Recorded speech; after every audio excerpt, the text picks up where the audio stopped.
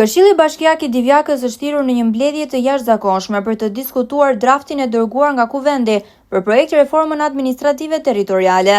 Mbledhjen e ka hapur kryetaria e Këshillit zonja Liri Biti, e cila ka njohur këshilltarët me rendin e ditës. Në këtë mbledhje merrnin pjesë 20 këshilltar nga 31 që ka Bashkia Divjak. Këshilltarët e djathtë kanë kërkuar që në rendin e ditës të shtohet një pikë e cila ka të bëjë me njohjen e këshilltarëve me korrespondencën e Bashkisë Divjak me komisionin hartues të reformës.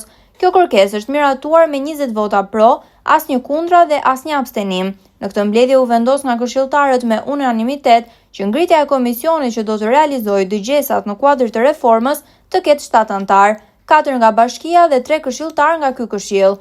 Dëgjuesit do të organizohen në 5 njësitë administrative: Divjak, Tërbuf, Grabian, Gradisht dhe Remas. Nga këshilltarët i kërkuar shpjegim nga kryetari i Bashkisë në lidhje me qëndrimin që mbajtin në mbledhjen e zhvilluar në Kuç. Bashkisë së Divjakës. Jemi sot në një mbledhje të posaçme që zhvillohet në lidhje me draftin që është bërë për reformën territoriale 2.0, në cilën në këtë reformë, përveç të tjerash, ajo çfarë na prek ne si komunitet është që Divjaka të mos jetë më njësi e vetë qeverisjes vendore, por ti bashkangjites të Bashkisë Lushnje dhe në emrin e Bashkisë Lushnje. Në lidhje me këto draft ne jemi mbledhur sot të diskutojmë dhe kuorumi është bërë, sapo kemi marrë njoftimin zyrtar në sekretarinë e Këshillit Bashkiak në datën 11 gusht, jam angazhuar për të thirrur mbledhjen zyrtare dhe për të shprehur zyrtarisht. 2 pika ishin të rëndësishme në ato draft për të diskutuar nga Këshilli Bashkiak. Pika e parë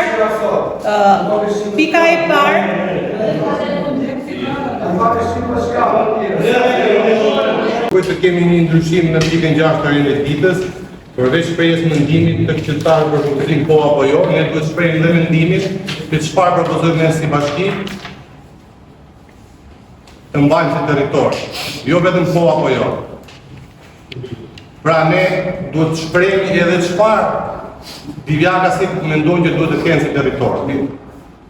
Sepse mbledhjen e jashtëzakonshme që bëmë radhën e parë, 20 këshilltarë që ishin prezente kanë shprehur atë mendimin, edhe unë kam qenë prezente, kemi shprehur mendimin. Mendimi jonë është i padiskutueshëm që Bashkia Divjak duhet të jetë. Ajo është e padiskutueshme.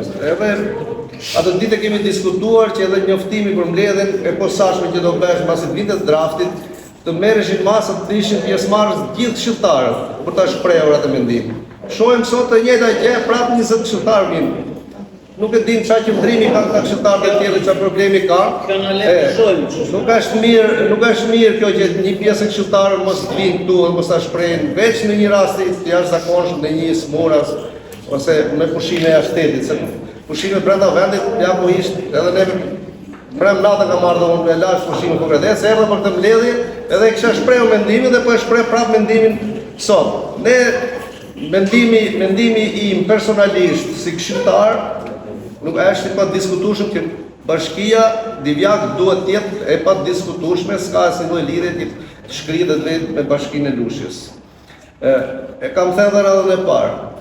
Edhe shkrirja e komunave dikur nuk u pyet asnjëri, as konsultime s'u bën asnjë gjë, dhe u mendua se do bëheshin më të mëdha, do shtoheshin shërbimet dhe do ulesh numri punonjësve, do bëheshin investime më shumë. Kjo reformë e parë që një dështim absolut. Në qoftë se arrihet dhe kjo, do jetë një dështim akoma më i madh. Ata po i prallisën dhe këta që do rrin bashkia këtu, do rrin punonjësit dhe këta më tanë sa të marrin atë mendimin dhe votën e deputetëve. Dhe në fund fare, në qoftë se të bashkohemi me Lushjen, paktën për kjo pjesa të Divjakës, se do jetë shumë problem për shërbimet, do mungojnë shërbimet. I veçantë ishte me kryetarët që preken nga reforma dhe me kryetarët e qartë dhe antarët të komisionit të Kramës.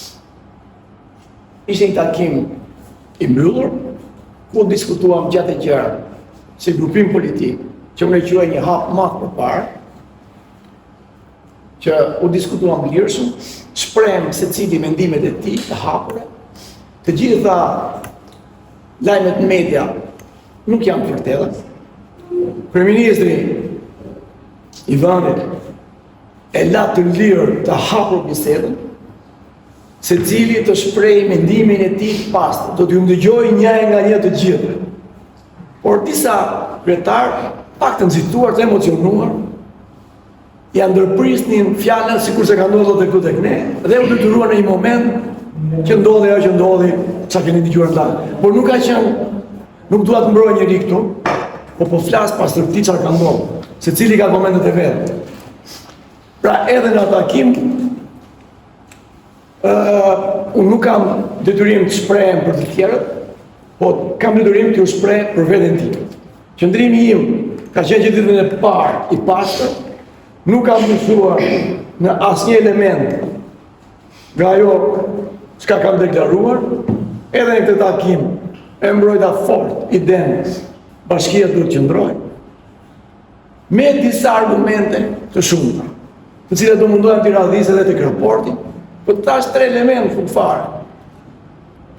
E para tek Komisioni Mazniku tek ato shifrat që i ka dhënë, ka ca mos përputhje. Ndonjëherë ndoshta edhe pa dashje, se po them nga citim. Pra ka pa disa gabime që do t'i saktësoj, do t'ja u bëjmë di edhe ju. E dyta bëri krahasim Lushnjë Divjak.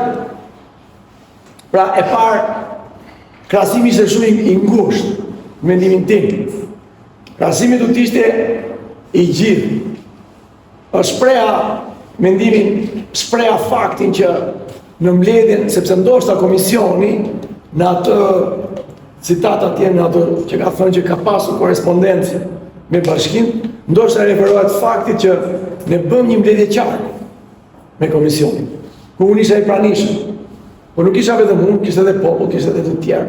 Pra, nëse e ka për këtë fjalë, po S'ka lidhje fare. Kjo është. Do korrespondencë me bashkinë. Po ta shpreh unë këtu mendimin tim. Pra, në atë takim, përsëri, ju ndoshta e keni parë edhe nëpër media, ku përfaqësues tramtar të Partisë Socialiste u shpreh qartë që nuk do ketë ndryshime në qarkun fia. Mbrojta fort faktin që mbrojta fort faktin që kam qenë jo i informuar, nuk e kisha imagjinuar që edhe bashkia Divjak do preket. Dhe radhita ato që thash më sipër, numrin, lidhje me tokën, jo vetëm atë, po edhe qytetarët tonë që jetojnë jashtë në Ancona, ku aty kemi një numër shumë të lartë. Ata çdo muaj janë këtu. Fal lehtësirës që ka dhënë komunikimi. Edhe kjo është merit faktikisht e kësaj qeverie, mos më merri për keq, por që komunikimi, ardhja e gjithë atyre avionave përditshëm ka lehtësuar